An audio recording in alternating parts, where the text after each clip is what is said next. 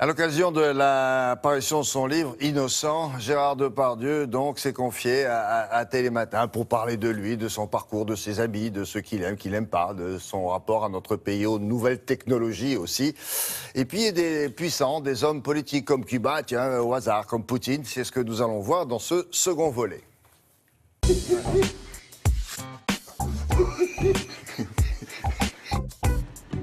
Vous aimez les gens humbles, ça vous l'avez dit depuis toujours, vous le redites dans ce livre, et puis vous aimez parfois les puissants. Alors vous en rencontrez quelques-uns. Qu'est-ce qui vous intéresse chez eux? Mais c'est pas, je suis pas intéressé. Le problème, c'est qu'on a cru que vous adhérez. Non, mais ça, c'est ce que, voilà. ça, c'est ce qu'on croit, mais ça, c'est leur problème.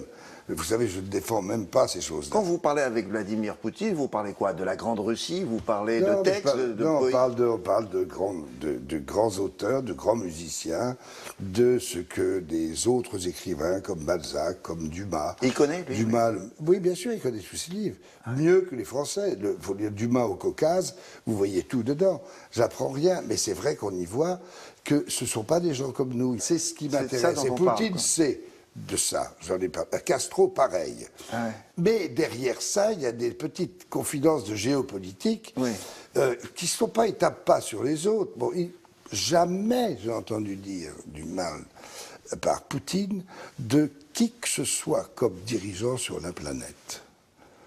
Mais la Crimée, comment ça avec la Crimée, la Crimée, c'est quoi? C'est annexé par les Russes, je rappelle. Hein, voilà. Et vous expliquez que... Non, c'est pas... ça a été... La Crimée a été vaincue par la Grande Catherine contre les Ottomans en 1774, où les Français et les Autrichiens étaient, avec les Ottomans, les Turcs, contre la Russie. Alors vous expliquez... Ils se sont fait laminer. Après, il y a eu une autre guerre avec Potemkin.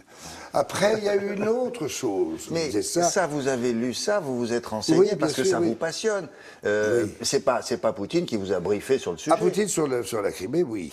Lui disait plutôt que les Américains avaient annexé l'Irak que lui ait annexé la Crimée. On est chez vous, là.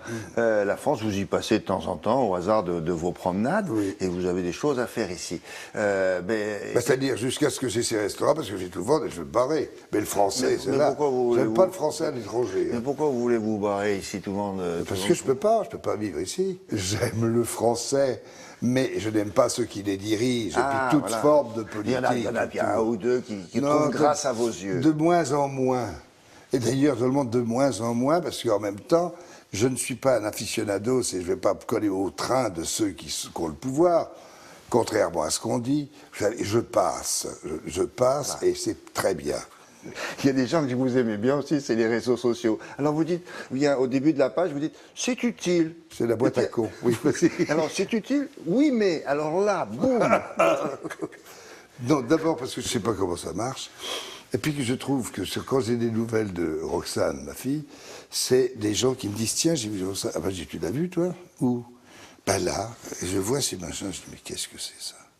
Et là, j'ai presque envie de pleurer tellement, je me dis, mais c'est tellement con. On est en train de perdre les sentiments, les vraies choses qui existent, les respirations amoureuses, et on est en train de tomber dans une boîte à cons où on perd en plus le langage. Voilà, alors les photos, les choses, et puis des onomatopées que je ne comprends pas. Alors vous dites, c'est pas un truc humain. Humain, on a compris, c'est votre religion. Oui. Et vous dites, ce truc-là, arrête, coupe, fiche-moi ça en l'air. Oui. Mais moi, ils m'ont offert 2 fois des plaquettes, là, des planches, des tablettes. Et j'ai mes trop gros doigts, et à chaque fois, je regardais pour Netflix, parce que l'écran est petit, en plus, je dis quelle connerie de faire des écrans si petits, je regarde, et je sais pas, peut-être une émotion me fait bouger mon doigt, plic, et je vois plus l'image. Alors, j'appuie, mais on me dit, tape pas trop fort, je ne quand même pas. Alors, on appuie normalement, et après, ça me fait des suées, et ça me frustre, et j'arrache ça. Je peux tomber méchant, comme diraient les paysans. Je peux tomber méchant. Je peux tomber méchant, ça veut dire je peux te mettre un coup de boule, hein, si tu continues. Il fait bien, le gars qui... Hein, voilà ce que c'est qu'être le plus grand acteur français contemporain. Bon, allez, on